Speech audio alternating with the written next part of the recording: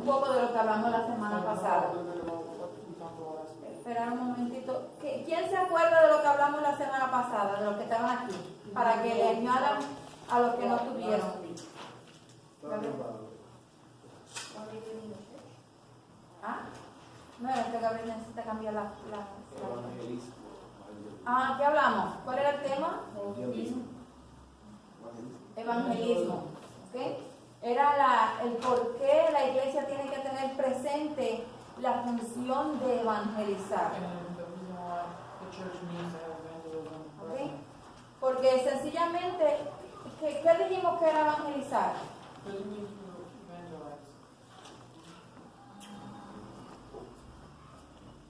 ¿Qué dijimos?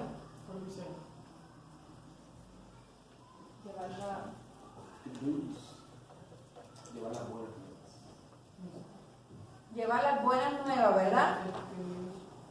Llevar las buenas nuevas de salvación. ¿Ok? Así ahora puede cambiar el... Ok. So, hablamos la semana pasada, ¿verdad? De que Jesús nos dijo, ¿verdad? Que teníamos que ir y llevar las buenas nuevas de salvación. También dijimos, ¿verdad? ¿Quién se acuerda cuáles eran las buenas nuevas de salvación o cuál es la buena nueva de salvación que nosotros le llevamos a las personas? What is this good news that we take to the people? Lo dijimos la semana pasada. We said last week. Ok, más. Oh, no, antes de eso. Sorry. No, esa que la otra que estaba ahí. Ajá, ahí. Entonces, ¿qué dijimos que era? ¿Cuáles son esas buenas nuevas que dijimos que se supone que llevemos? What's the good news that we're supposed to take that we take the news that Jesus Christ died and resurrected for us so that we redeem. Exactamente. Las buenas nuevas, ¿verdad? Que dijimos que teníamos que llevar es la...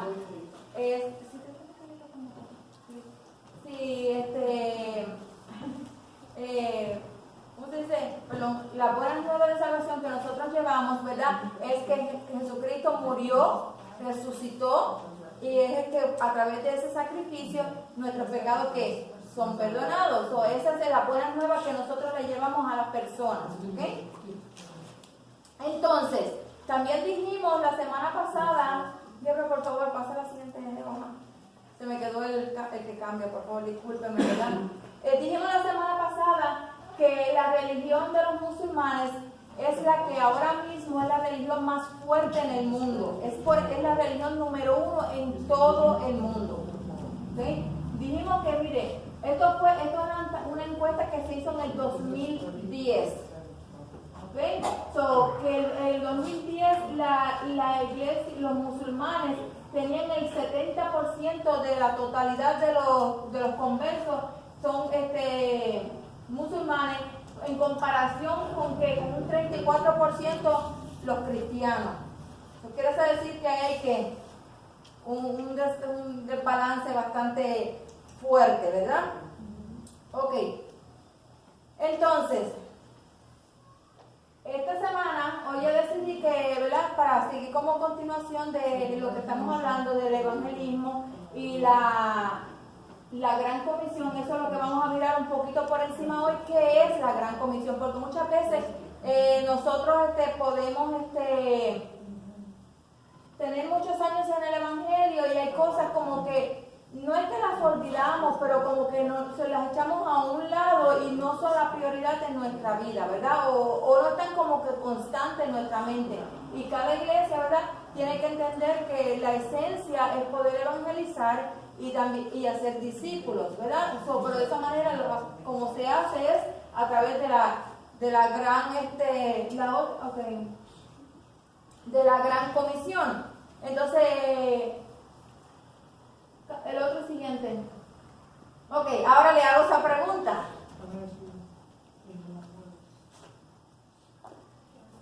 Acuérdense que esto es un estudio que supone que me hablen para atrás.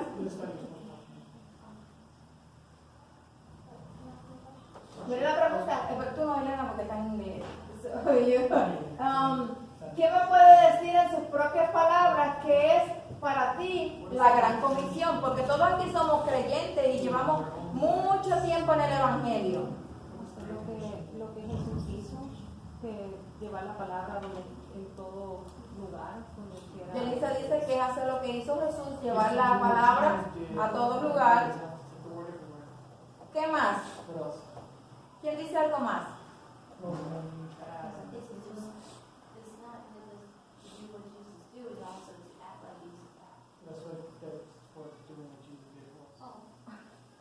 Ok, Elena dice que es hacer lo que Jesús hizo y él está diciendo que él vino y dijo que es lo mismo que dijo. It's just a lot of Christians that don't, they say they love God, but they don't show the love of God. Yeah, but that's not the Great Commission.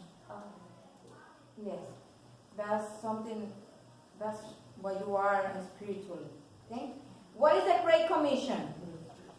Llevar el evangelio. Llevar el Evangelio. Okay? ¿Y cuál es el Evangelio? La palabra de Dios. Las buenas nuevas. ¿Okay? Llevar la palabra del Señor, ¿verdad? Entonces, en otras palabras, ¿verdad? Le voy a decir la definición. Cambia la siguiente palabra, ¿ok? La palabra, mire lo que significa comisión. ¿Quién lo puede leer? La palabra comisión se define como mandato, instrucción o tarea delegada a una persona o un grupo. ¿Ok? Eso quiere decir que la gran comisión fue el mandato que Jesús le dejó a sus discípulos y por ende a la iglesia de algo que tenían que hacer. ¿Ah? Y te dos en dos y predicar la palabra. ¿Seguro que era esa? Vamos a No investigar. necesariamente hay que ir de la todo. Exacto. La palabra se puede decir de tú a tú. Exactamente. Es simplemente fue antes, cuando los mandó de dos en dos, fue cuando le dijo para que fueran a abrir camino para las ciudades que él iba a ir, para abrir camino. No fue lo de la gran comisión. Jesús le dijo a los 70 discípulos, vayan de dos en dos, de casa en casa, y prediquen, y el que no lo reciba, pues se van y le sacuden los pies. Eso fue otra cosa, pero la gran comisión es lo que vamos a estar hablando hoy. Fue las últimas palabras que Jesús le dijo a sus discípulos, ¿ok? Como le dije, ¿verdad? En otras palabras, simplemente la gran comisión es lo que Jesús le dijo a los discípulos que tenían que hacer después que él ascendiera. Ok, ahí está el versículo bíblico. ¿Quién lo puede leer fuerte? Pero los 11 discípulos se fueron a Galilea, al monte donde Jesús les había ordenado. Y cuando le vieron, le adoraron, pero algunos dudaban. Y Jesús se acercó y les habló: toda potestad me es dada en el cielo y en la tierra. Por tanto, id y haced discípulos de todas las naciones, bautizándolos en el nombre del Padre y del Hijo y del Espíritu Santo, enseñándoles que guarden todas las cosas que os he mandado, y he aquí, yo estoy con vosotros todos los días hasta el fin del mundo. Amén. Ahí vemos varias cosas en esos versículos bíblicos. Lo primero fue que cuando Jesús dio la gran comisión, como dice ahí, fue después que él resucitó. Porque vemos ahí que dice que algunos que dudaban que era él. ¿Okay? Tercero, no la dio de ninguna forma, sino presencial. Le dijo, vayan a tal sitio. Le dijo, si quieren recibir esta revelación, van a tener que subir al monte. ¿Verdad? Quiere decir que si tú quieres recibir revelación, tú tienes que subir al monte. Elvin, eso es otro estudio. ¿Verdad? Tiene que ir al monte. Antes de darle el mandato, ¿verdad? De todas estas cosas, antes de Jesús darle el mandato, lo primero que le está diciendo a ellos es que toda potestad me fue dada. Le está queriendo decir a mí, yo soy, para aquellos que están dudando, yo soy, tengo autoridad en el cielo y en la tierra para decirle lo que le voy a decir. Y entonces le dijo cuál era el mandato, cuál era esa gran comisión, ¿ok? Siguiente. Okay. Déjeme decirle, ¿verdad? Que la palabra comisión o gran comisión, eso no es un término bíblico. ¿Okay? Eso no es una doctrina. no es una revelación que apareció en la Biblia. ¿Okay? Ese término fue adoptado por Hudson Taylor en los 1800 y en la traducción se lo pusieron como encabezamiento por la forma en que Jesús lo dijo y en el momento que lo dijo. ¿Okay? Ahora, vamos a considerar algunas cosas de la Gran Comisión. Ya le dije, no es algo bíblico que esta palabra, la Gran Comisión, aparece como que es hablado en las palabras, sino como en encabezamiento. ¿Okay? Muchos se enfocan en la palabra de ir. Dice, ir y hacer discípulos, ir. La gente piensa que en realidad el mandato es ir. Pero cuando nosotros miramos la definición en el original en griego, el mandato, la forma de la comisión que Jesús le dijo fue a los discípulos, se encuentra en hacer discípulos. ¿Ok? En realidad esa es la gran comisión. Hacer discípulos. No es ir, es hacer discípulos. ¿Ok? Esta es la gran comisión, hacer discípulos, ¿verdad? Como le dije, porque la palabra go o ir significa, ¿qué significa? ¿Qué me lo puede leer? Moverse de un lugar a otro, viajar, detenerse, avanzar o ¿Okay? Significa que ir, moverse de un lugar a otro, viajar sin detenerse, avanzar una jornada. Es lo que le estaba diciendo en otras palabras, que la iglesia no era un lugar determinado, no era el the perfect spot en ningún lugar, ¿verdad? Sino lo que le estaba queriendo decir es que donde quiera que ustedes vayan, ustedes tienen el mandato de hacer discípulos. No es que, la iglesia se centró aquí es que va a ser discípulos. Es que donde quiera que tú vayas como persona, porque ¿quién soy yo? La iglesia, somos la iglesia. La iglesia no es un lugar que se queda estancado. La iglesia es un lugar movible. Tú y yo somos la iglesia, somos movibles. Vamos de un lugar a otro y en nuestra trayectoria de la vida, donde quiera que vayamos, nuestra misión es que lograr hacer discípulos. ¿Ok? Como les dije, en palabras sencillas, simplemente es hacer discípulos. Algo que quiero, ¿verdad?, que tengamos en claro, que hacer discípulos no es lo mismo que traer miembros a la iglesia. ¿Okay? No es tener seguidores. No es que hayan espectadores que vengan y hagan aquí. Hay una gran diferencia entre un miembro y un discípulo. ¿Okay? Miren lo que significa discípulo. ¿Quién lo puede leer? La palabra original para discípulo es Mateuto, que literalmente se traduce el que aprende, dando la connotación de que no solo aprende, sino que también se aferra a lo aprendido, haciéndolo parte de sí.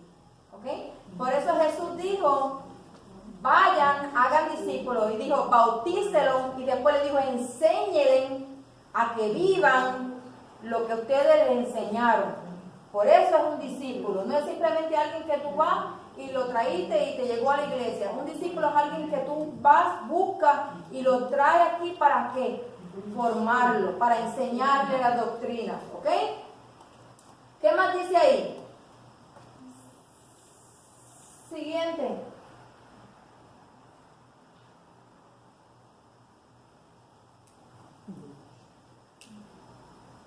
Ahora, ¿sabía usted? Okay. Déjame decirle antes de esto, algo curioso, ¿verdad?, sobre la Gran Comisión.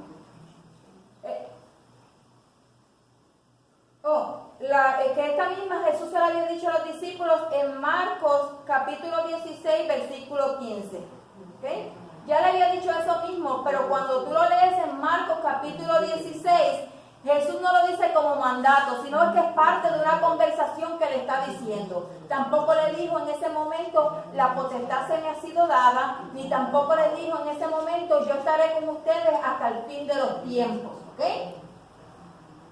Entonces, ¿sabía usted que en este versículo de Mateo capítulo 28, donde leímos de la gran comisión, ¿okay?, que dice: por tanto, id y hacer discípulos de todas las naciones, bautizándolos en el nombre del Padre, el Hijo y el Espíritu Santo? Es la primera mención de la Trinidad en conjunto, uno al lado del otro. Esta es la primera vez que en la Biblia se menciona el Padre, el Hijo y el Espíritu Santo en su nombre común, uno al lado del otro. Eso quiere decir que antes de eso le decía, apareció como paloma, estaba el Hijo y el Padre habló, cosas así, pero nunca se mencionó específicamente Padre, Hijo y el Espíritu Santo. Eso quiere decir que fue la primera en la gran comisión que el Padre nos deja saber que nosotros vamos a trabajar en conjunto con la Trinidad. ¿Okay? ¿Sabía usted, verdad, que este libro de Mateo comienza diciendo: nos ha llegado Emmanuel? ¿Qué significa qué? Dios con nosotros. Ustedes se ven que se lo saben. ¿Ok? Significa Dios con nosotros. Y cuando termina el versículo 28, en el capítulo 28 termina el capítulo diciendo: y yo, Emmanuel, estaré con vosotros. So, comienza con lo mismo y termina con lo mismo. Esos detalles extra que encontré curiosos y quería compartírselo a ustedes. ¿Ok? Siguiente. Ahora, cuando buscamos, ¿verdad? Algo que se me pegó, que Coral me enseñó cuando allá que me daba clases hace como 1150 años atrás, ¿verdad? Me enseñó a usar el diccionario Strong y a buscar las palabras en su original, en el sentido más claro cuando fue escrito, para poder entender mejor lo que quería decir. Y eso a mí siempre me ha gustado desde que lo aprendí. Entonces, cuando hablamos aquí en la palabra que Jesús está diciendo, bautizándolos y enseñándoles, lo que significa esa palabra literalmente, lo que está, dice la gramática que se utiliza para bautizar y enseñar, se conoce como lo que se llama participio instrumental. ¿Okay? Eso me imagino que los que enseñan pueden saber mejor de eso, los que tienen por profesión en la enseñanza. Lo que significa que esta palabra describe cómo se logra algo. Entonces, si esa palabra bautizar y enseñar, en su original lo que está significando es cómo se logra algo, que cómo se puede aplicar en el contexto del pasaje que te está diciendo. Porque dice, ve y haz discípulo, ese es el mandato. Entonces, bautizándolo y enseñándolo es el participio que te describe cómo se va a hacer. Cómo se hace algo. Entonces, I have no idea what you're asking the question. Oh, but you asked how to teach them? la enseñanza, perdón, el versículo bíblico, en la palabra de enseñar y bautizar, en su significado original, el contexto que usaron cuando lo escribieron, lo que significaba, perdón, lo que estaba diciendo es: de esta manera es como se hace. Eso es lo que significa, está mostrando algo. Entonces, la pregunta es: ¿cómo tú logras hacer la gran comisión? No lo acabo de decir, de enseñar y bautizar. Exactamente. La manera como Jesús dijo que uno hace discípulos es que bautizándolos y enseñándoles. ¿Ok? Es una pregunta que como que estaba contestada ahí mismo, a ver si la entendí. ¿Ok? Eso quiere decir que la manera como se lleva a cabo la gran comisión, usted vaya afuera, te consigue a alguien, lo trae, lo bautiza, le enseña, lo hace discípulo, después esa persona se va fuera, busca a alguien, viene, lo enseña, la persona se convierte en un discípulo, y va afuera. ¿Okay? Se convierte en un ciclo. ¿Okay? Usted cuando usted dice allá afuera y va y oró por alguien, esa persona hizo una oración de arrepentimiento, no es la esencia de la gran comisión, porque la persona no fue ¿qué? No fue bautizada, no fue discipulada. Vente acá que no está lejos por allá. Porque escucho un grito. Como quiera nos va a salir cogiendo. Yo tengo una pregunta. ¿Por qué hacen... ¿Cuál es la palabra correcta? ¿Mandatorio o algo que se tiene que hacer? Que primero tú tienes que coger clases y pasar un examen y pasar un de esos y luego bautizarte. Porque no han leído la Biblia. ¿Cuál es la esencia de eso? Porque eso es religiosidad, porque no es doctrinal, porque si se acuerdan de la historia cuando el eunuco era, ¿verdad? Que iba viajando el eunuco de Etiopía iba viajando en el carruaje y el Espíritu movió a Esteban, él fue, le predicó la palabra, le enseñó, lo discipuló y ¿qué él dijo? Él mismo la convicción fue y le dijo, ¿qué me impide a mí ahora mismo yo ser bautizado? ¿Y qué fue? Lo zumbó en el agua. Todos nosotros tenemos la autoridad espiritual Yes. de poder bautizar en cualquier momento a cualquier persona que quiera ser Bautizado. salvo y bautizado. Yes. Porque para eso le digo, te dio la gran encomienda, te digo, toda autoridad me fue dada, te la estoy delegando a ti, que donde quiera que tú vayas, tú hagas un discípulo, tú lo bautizas y después tú lo enseñas a vivir la vida. Entonces ahora estamos tratando en las iglesias, tú vas y te tienes que convertir, tienes que pasar un periodo de 3 o 4 meses de prueba, o casi 5, a veces 6, un año, dar buenos frutos de arrepentimiento, después coger 7 o 8 meses de clase de bautismo, ¿verdad? Ya te llevó el tren, ya te perdiste. Entonces, todos nosotros lo podemos hacer, no tiene que ser un reverendo. No. Esta es una completamente Errónea. una Completa- manera que nos ha enseñado. Completamente antibíblico, porque eso no es lo que dice la palabra.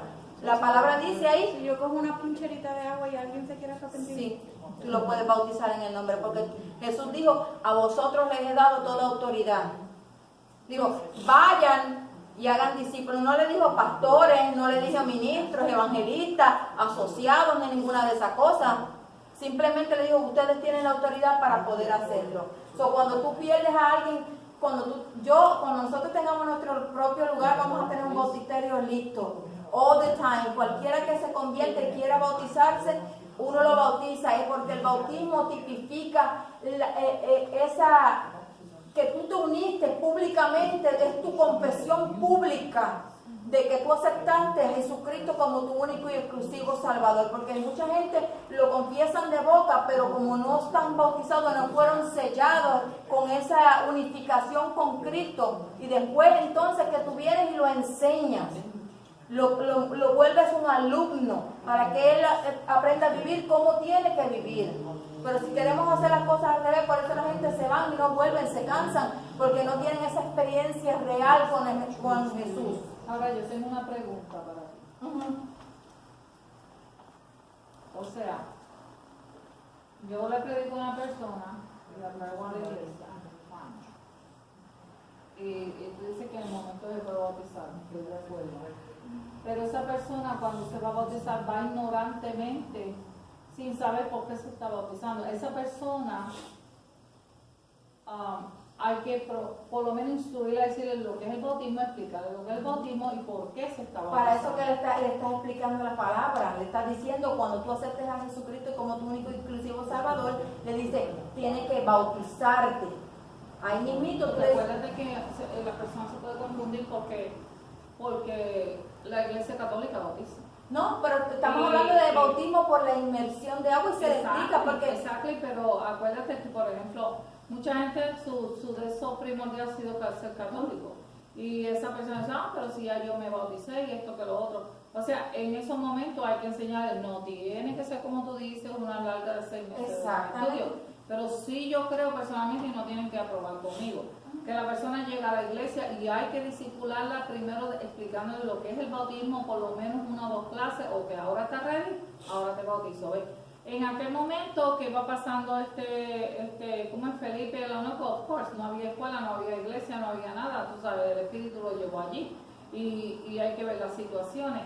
Pero hoy día yo no creo en que se debe de darse un estudio de 6 o 7 meses, pero sí yo creo que a la persona hay que instruirla para que la persona sepa por qué está en ese lugar y para qué está en ese lugar y qué es lo que el Señor quiere de esa persona. Sí, yo entiendo lo que usted está diciendo, por eso que digo, cuando usted vaya, que no le va a traer a la persona, literalmente casi es imposible que usted vaya de la primera, usted se vaya a traer a alguien y lo pueda convertir al evangelio verdaderamente.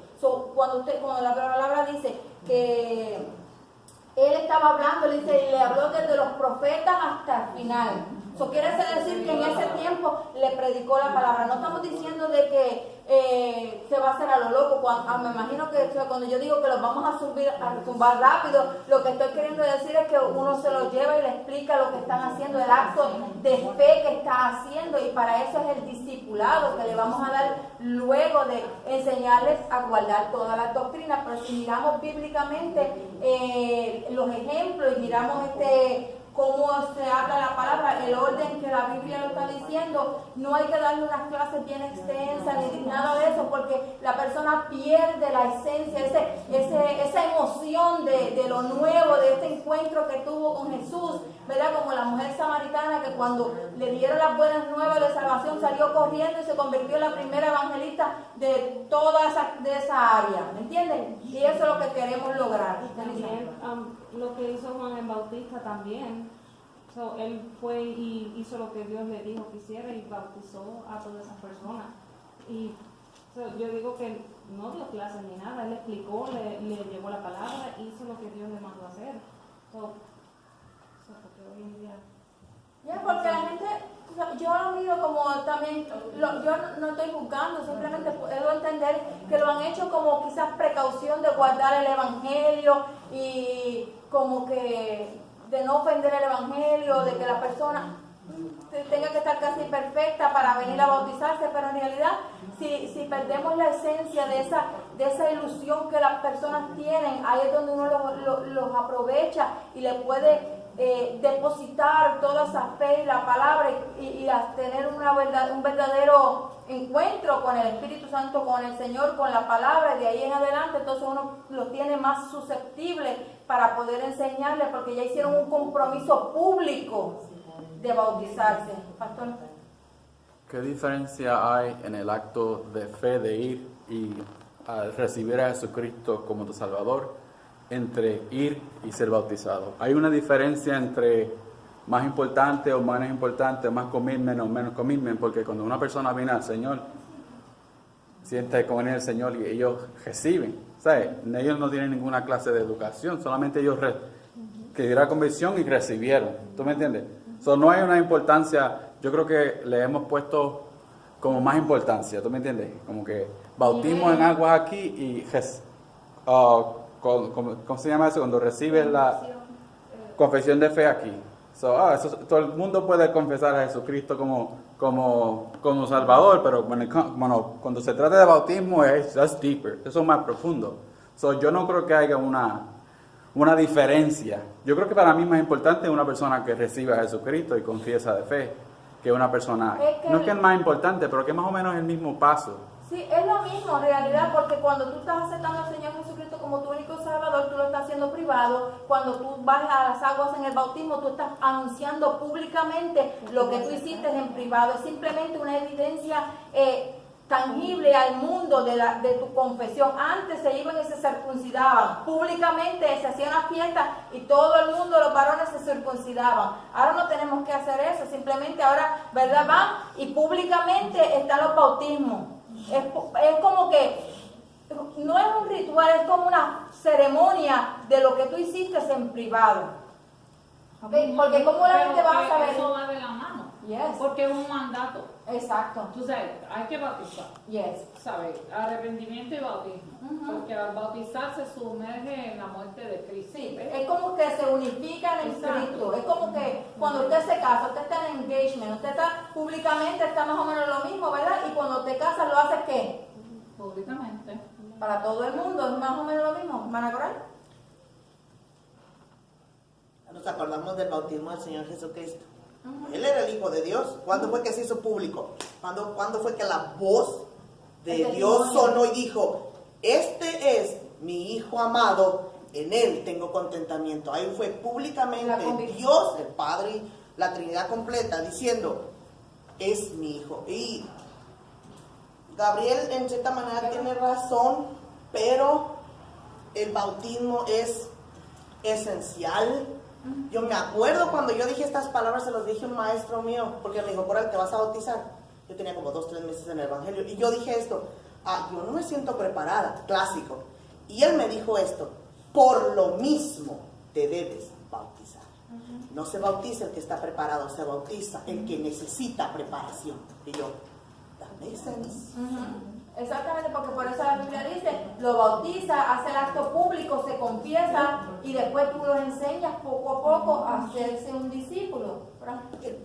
Parece que no, Yami, pero el bautismo nos predispone a la enseñanza. Y él nos hace susceptibles. Exacto, parece que no, un remojón de pecado. No. Es un acto simbólico, pero a la misma vez tiene un poder espiritual tan profundo en nuestras vidas de que nos